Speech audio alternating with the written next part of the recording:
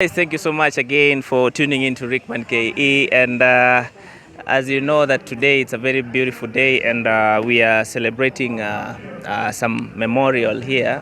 Jaramogiodinga 30 years since he died. And whenever we are here, we meet different leaders from different parties, political parties, and from different places. And I'm very happy that with me here, I'm with Sankara, one and only. The political analyst is a youth policy analyst advocate. Youth policy analyst advocate. And nowadays I've also seen that you call yourself Opposition youth leader. Opposition youth leader. Is there any youth leader apart from myself from the opposition side? There is none, by the way. And again, you're also the senator? Kisumu County Youth Senate and the National Speaker of the Youth Senate Kenya. Wow. Yes. So the guy is holding so many positions, and we just here just reason, to. Today I would just say I'm a resident of Kisumu County. That's enough to avoid the nitty-gritties of the titles I hold. Yes. So it's a pleasure being here. Ricky is my classmate from high school. The OT guys knows us better. By the you've just mentioned OT guys, yeah. Otieno, you know, people think that Otieno only produce watu wa tuk-tuk Kisumu County, which is very wrong idea. Tuk-tuk is hao wenye wana criticize tuk-tuk ndio wanatumia tuk-tuk. Kwani wako na magari? It is the only means of transport for them. They appreciate Otieno yo for producing watu wa tuk-tuk. They also form part of the economy. Na hao ndio wanachanga pesa. Bila hao watu wa tuk-tuk hatungekuwa. We imagine pale wakingoa tuk-tuk wote. Hao watu wanaongea hata wana baiskeli. Waheshimu watu wa tuk-tuk pia ni binadamu. Yeah. Yes. It's been an awesome time. And now Sankara, wewe umetembea sana, and you know these issues of political party politics, and there have been a lot of issues going on concerning our current government, and it happens that at some point you are in that party. Yes. That's not a big lie. I worked with the current Prime Cabinet Secretary at the National Youth Leader NC Party. I worked with William Ruto in the coalition. But again, I walked out of my personal volition because when, you know, it takes a wise man to learn from other people's experiences. You don't need to experience yourself. Yeah, so I saw Ruto was incorrigibly lying to us as young people, and that's something I could not entertain at a personal level. So I decided to let go. I walked out of several frustrations, tribalism being at the center stage, and a lot of internal factors. And by the way, those whom I left there, they today can tell you the reasons why I left. It is evident that there's nothing good for them, despite being inside the government. Wow. Yes. Do you mean that even if you were there, you are not going to get some position in the government? How would I defend this government with this cost of living today? How would I defend this government with this reckless utterance from leaders locally and internationally?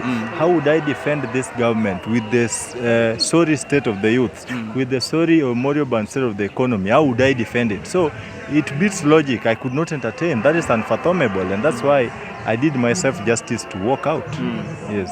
Wow, that was an amazing move. Though we normally have this notion that when you work closely with the government, there's a way you can always be sorted. And you being a youth leader in ANC as a party, we thought that who nowadays is holding that position in ANC that? is no longer a party.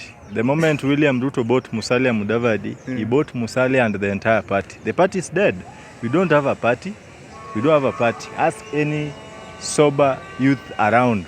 Do you have a party called ANC? We still have remnants of structures of ANC, but the actual party, which had the zeal and zest that we used to lead it with, it's no longer there. There was a conversation about brought about by the party secretary general, that is Malala. He wanted to all the parties that are within Kenya Kwanza to form one coalition party. You know, William Ruto is a graduate of one party state politics. when Moi nurtured this man through the YK92 gang, they only believed in one party, that was KANU. So for him to rule better, he wants to force us to go to the dark era of one-party state. We cannot entertain a one-party state now. We are a multi-party democracy. The repeal of Section 2A of the colonial constitution automatically did away with the one-party state thing. With the promulgation of the 2010 constitution, multipartyism is a constitutional aspect that has been anchored in that particular document. And the constitution is not a creative convenience. It is a document that safeguards the interests of the people and the whole nation. So no one is above the constitution. And even with the ongoing tussles of war between the judiciary and the executive, from Article 1.1, it is only the people who are sovereign.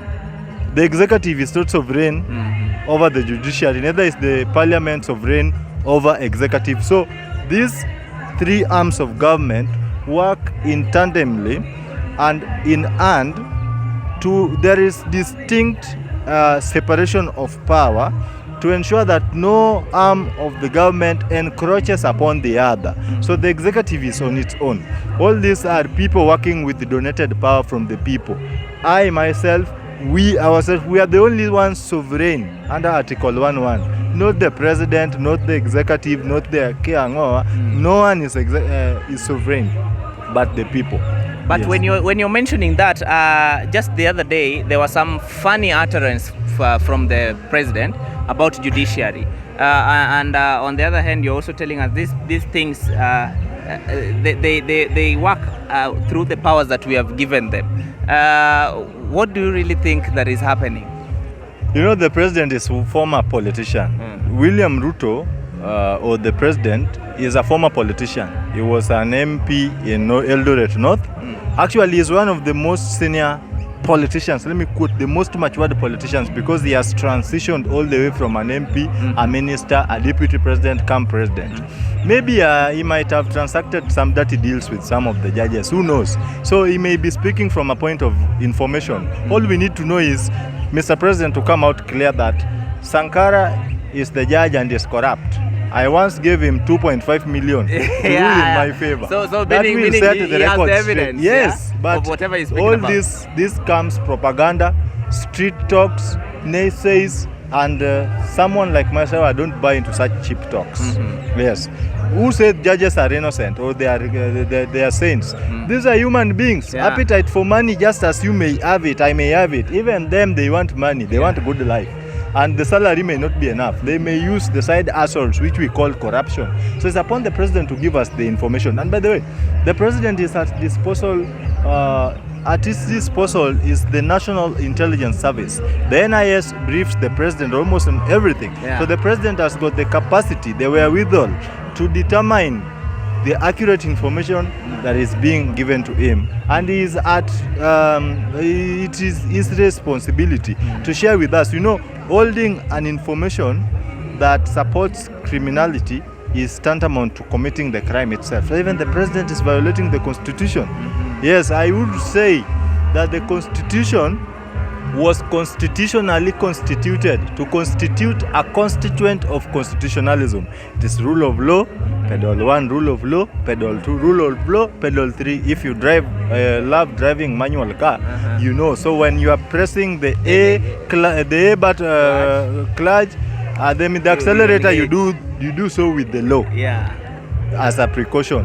When you do the B and the C, so it's basically something of the sort. Wow. Yes. That's amazing conversation we are having here with Sankara himself, being somebody who is informed with the issues to do with the government and policies. Yes, when I speak, I'm fairly intelligent and knowledgeable. I do my research. For your information, I wake up at 3 a.m. naturally, without an alarm. I sit, do my research, analyze the things that have been happening in the previous week, and even anticipate or preempt the likely direction that we're going to take as a country. So, for instance, like you can preempt what is yet to happen, maybe come 2027. With this online wars between the executive and the judiciary, I may say the president has sensed foul play. He is afraid of the the yet to be contested or protested presidential elections in 2027, and is now trying to institutionalize, to intimidate the existing judges who have shown strong and firmness when it comes to constitutionalism, to go and get an opportunity to install his proxies in the judiciary, so that when the likely protested presidential elections in 2027 goes to a court of law, then they just get rubber stamped through the words Martha Kome used: hot air, wild goose chase, yes, such like things. So to me, it is a game plan, a 2027 game plan, to ensure that whenever the presidential outcome is protested, then the ruling is done in his favor. But I would say the constitution is not a creative convenience. The constitution is a rule of law that was passed by the people. And under Article 1.1 of the constitution, it is only us, the people, who are sovereign. I'm not saying the executive, I didn't say parliament, I didn't say the judiciary. All these people are our employees. We give them power, and we even finance their day-to-day operations. Yes. And from the look of things, with the current economic status of the country, do you think that this government might end up reducing the cost of living come 2026, then come 2027 they just have a walk in the park? I have always maintained that William Ruto is a smart politician. Maybe when it comes to leadership, that's where we draw the line, because the leadership acumen are simplistic characteristics that are notable from a leader without them expressing physically or verbally that we are a leader. So he may do all these things to ensure that the country is broken beyond damage, beyond repair. Then he comes and galvanizes them in 2026 by lying that he has lowered the cost of living. But again, some of these things are far from the president's reach. Remember the bilateral agreements that he has been entering with the IMF, all those Western financial schemes. They do not allow him to lower the cost of living. For instance, the IMF uses the 100% seed certification rule, that every country, for you to get the loan, you must go the certified seeds direction. Remember, you, myself, we were agriculture students at school. We deviate from organic farming. This modern farming, or with the certified seeds, is unsustainable. The sustainability is quite difficult, because when you apply fertilizer, you cannot plow the same land next time without fertilizer. You have to apply fertilizer. Look at the cost of fertilizer. Look at the cost of maintenance. A lot of things adds up to the value, high cost of the shilling. So we really need to style up and remind, as my godly work, I will always remind William Ruto, the one I worked with, the one I campaigned with in this country, that you are not elected to brag and intimidate the people and the other arms of the government. You are elected to serve. Quoting the symbolic sword to chop off people who are protesting against your punitive rules in court is tantamount to attempted murder, because what is it then? So the president must know that sword is meant to protect our territorial integrity and not to threaten and intimidate the people of Kenya. Maybe now, as we wind up, we are here at Ofafa Hall, Kisumu County, and there is a memorial service that is ongoing here, where Baba and majority of leaders from ODM have showed up here. And what do you say about Jaramogiodinga? Jaramogiodinga was an excellent man. This is a man who first deputized Jomo Kenyatta. And were it that Jaramogi was as selfish as some of these leaders from other constituencies are, Kenya wouldn't have been what it is today. He shelved his personal ambitions to allow Jomo Kenyatta to be the president. Otherwise, sahi hatungekuwa tunaambiwa ati wajaluo nini hii Kenya. Tungekuwa mafias, but because we are people who are naturally born with integrity, patience and reliability, he chose to allow Kenyatta to be who he is. So Jaramogi is an excellent man. He has done a lot, and above all, Jaramogi was an educationist. He upheld the virtue of education. A society with educated men and women is a society with generational progress. That is what Jaramogiodinga upheld. I would not speak much of him politically, but history speaks for himself. Wow. Jaramogi was a gentleman, yes, and he was a statesman. Yes. We can say he was also a total man. No, he was not a total man. Total man must be what? Was the only total man. That is to remind the people who think that they are more powerful in this government that power is transient. Politics is dynamically dynamic. Things change. Yeah. One day the lion will become the hunted.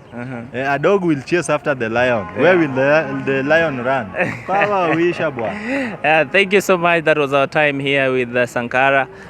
He's mentioned a lot of things, and I believe you've enjoyed our conversation here in terms of getting to know what is happening in the country. And as far as we are concerned, is it's okay, man. Yeah, that is that. Thank you so much for watching. If you haven't subscribed, remember to subscribe always. And thank you so much, Sankara, for spending some good time with us. Karibu sana. Anytime you're in Kisumu, you're always welcome.